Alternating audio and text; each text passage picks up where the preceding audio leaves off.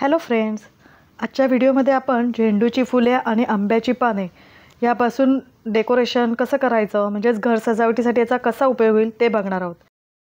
फुले आणि पाने कशी बनवायची याचा व्हिडिओ मी आधीच अपलोड केलेला आहे. ज्यांनी तो व्हिडिओ नसेल बघितला त्यांच्यासाठी मी लिंक डिस्क्रिप्शन बॉक्समध्ये देत आहे, ती तुम्ही नक्की बघा.